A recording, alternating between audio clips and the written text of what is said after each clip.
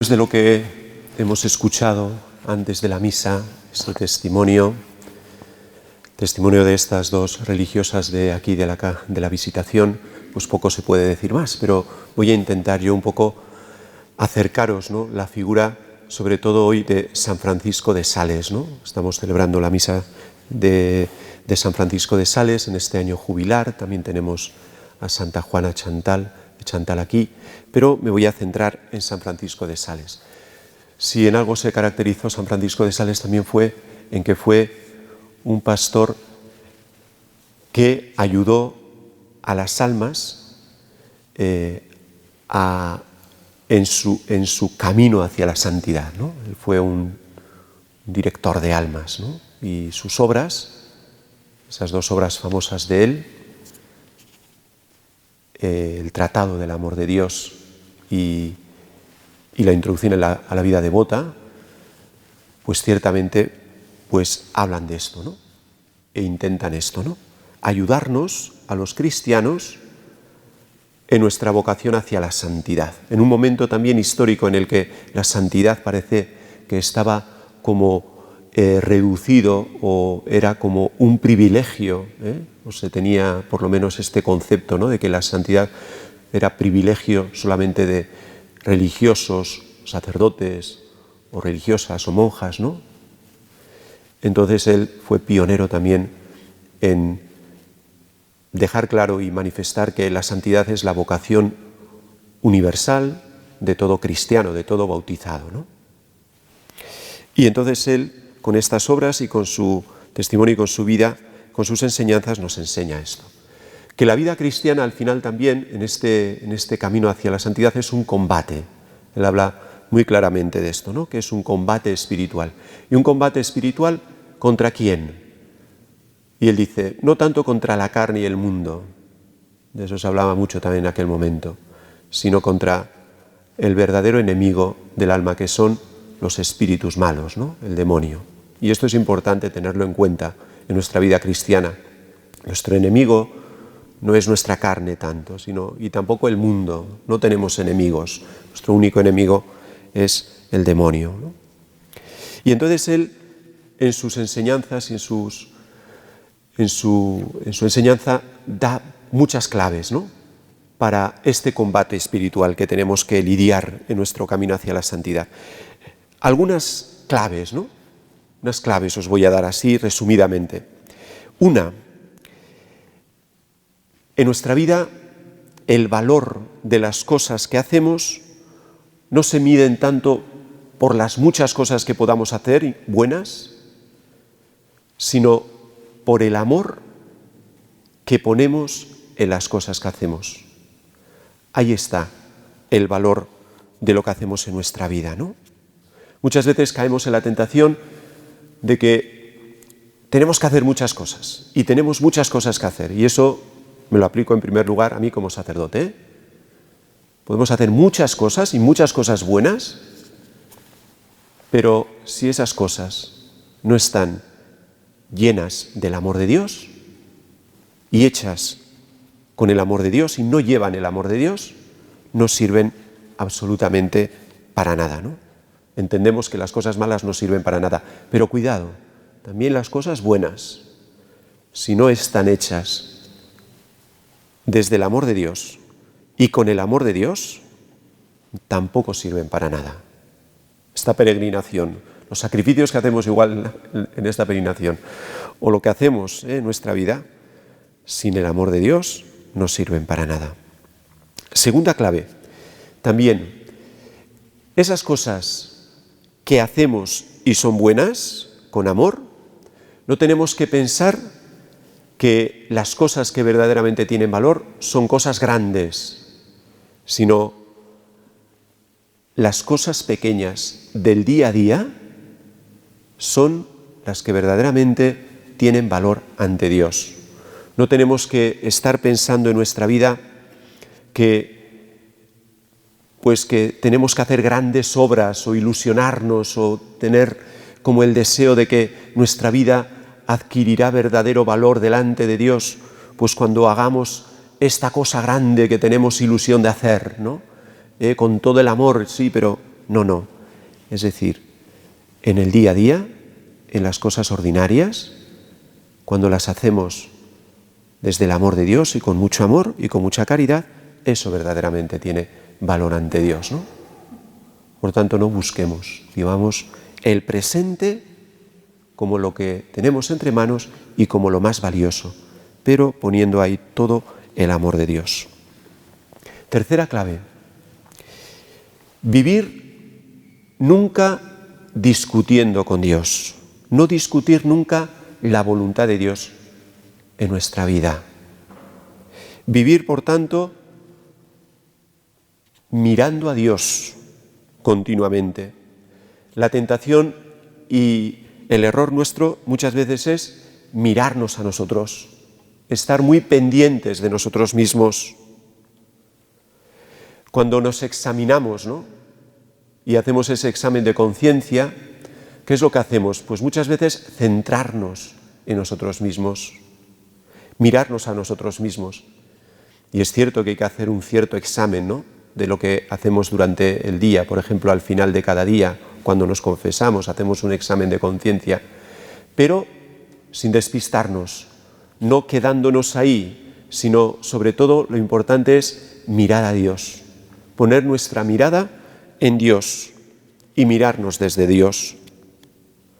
Porque uno, si no, cuando se examina a sí mismo, pues ciertamente uno, y cuando ha cometido algún pecado, ¿no?, dice, pero madre mía, ¿no?, soy un pecador, pero ¿cómo he podido hacer yo esto?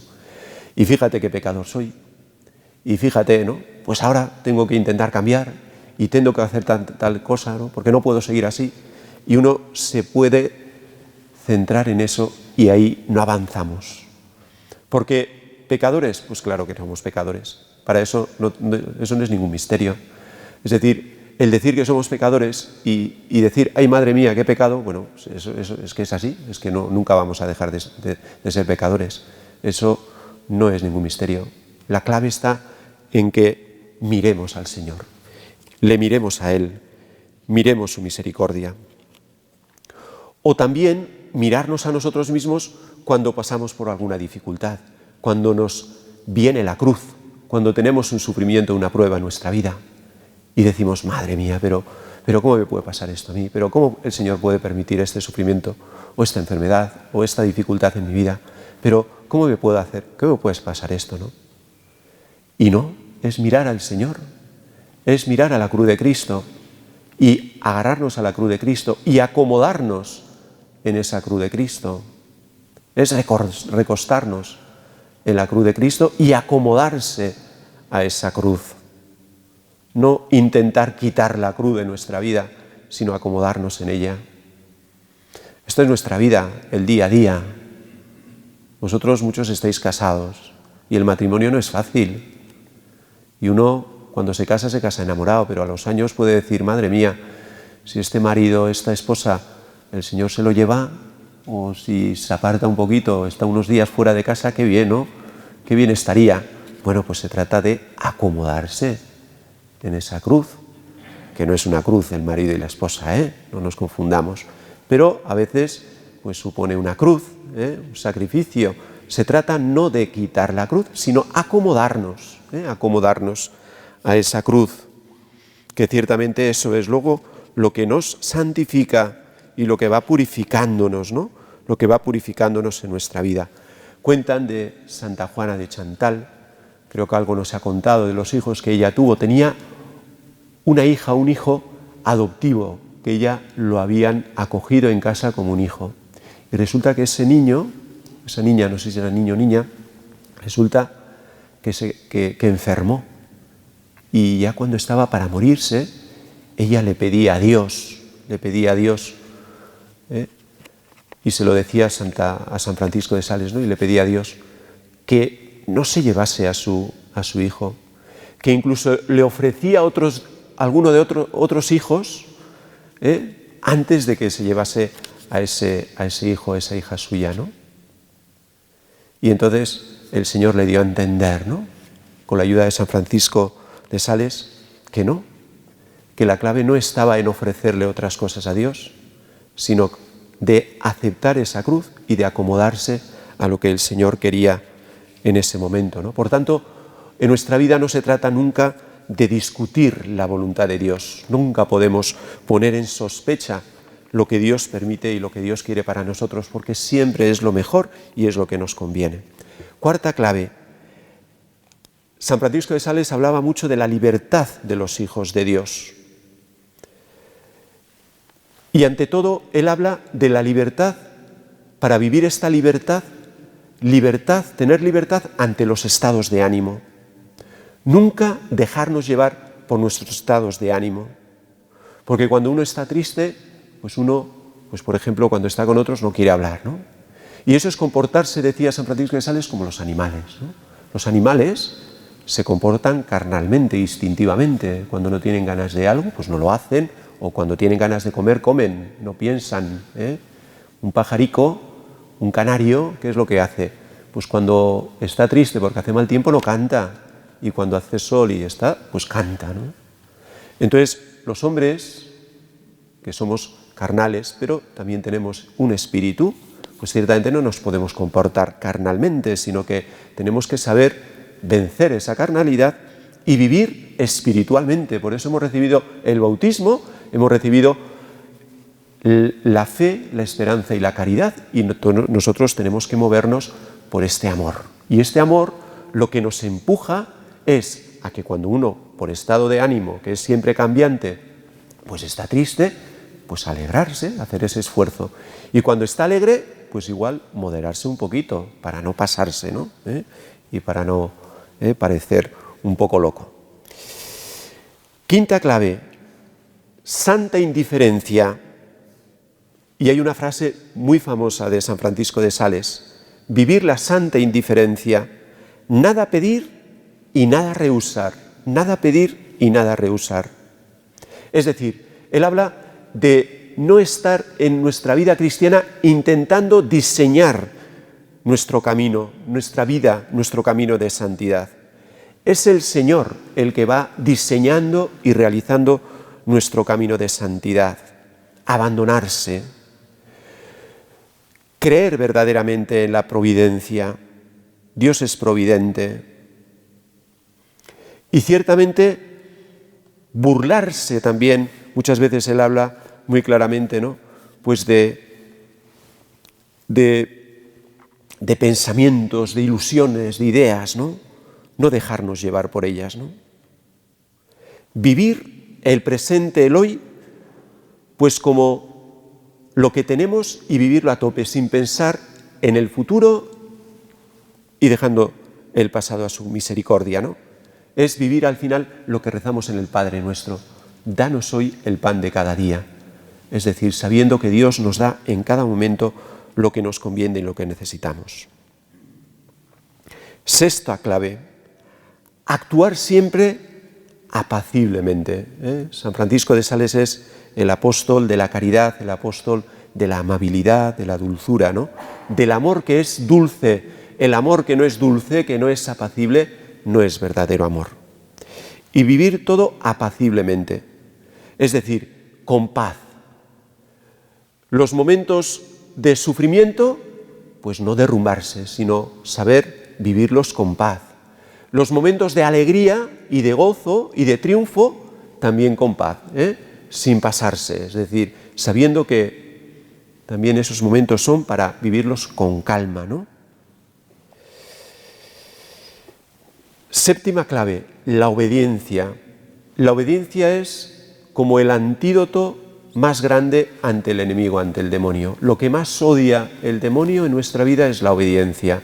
Ciertamente en la vida religiosa eso está clarísimo, pero también en la vida de los laicos, en la vida cristiana normal, la obediencia a la Iglesia, la obediencia pues a los superiores o a los que tenemos un poco puestos pues para un poco dejarnos guiar. Esta obediencia es lo que nos lleva siempre por el camino de la verdad y por el camino de la santidad. Y última clave, y termino con esto. Él hablaba mucho y diferenciaba mucho las amistades mundanas y las amistades espirituales, saber distinguirlas en nuestra vida cristiana, las amistades mundanas y las amistades espirituales. Las amistades mundanas son esas que, bueno, pues en nuestro mundo lo vemos continuamente, ¿no? Esas que te dicen, tú eres el mejor, tú eres el no va más, tú puedes, porque tú eres único. Bueno, pues los jóvenes, ¿no? Esto es lo que buscan, ¿no? A través de los medios, ¿no? De Internet, ¿no? A través del Twitter, del Instagram, ¿no? El link, la aprobación, el que digan de ellos, tú sí que vales, ¿no? Tú eres impresionante, qué bello eres, ¿no?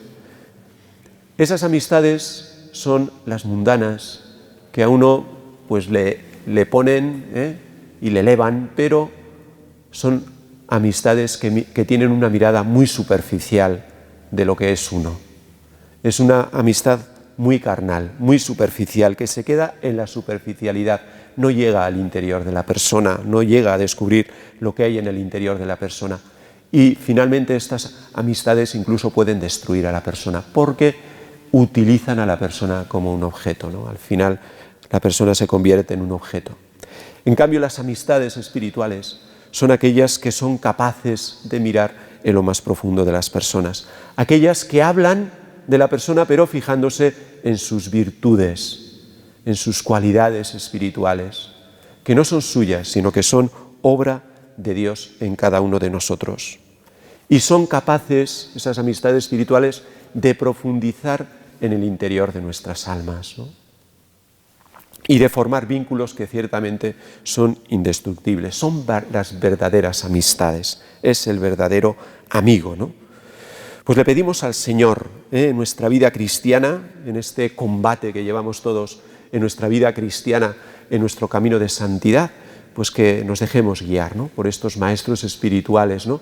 Que ciertamente la Iglesia ha puesto pues en nuestras manos. Yo os invito, ¿no? A leer esas dos grandes obras de San Francisco de Sales, de el Tratado del Amor de Dios y sobre todo pues esa introducción a la vida devota, que ciertamente nos ayudan en nuestra vida cristiana pues a llevar adelante este combate y caminar hacia la santidad. Así sea.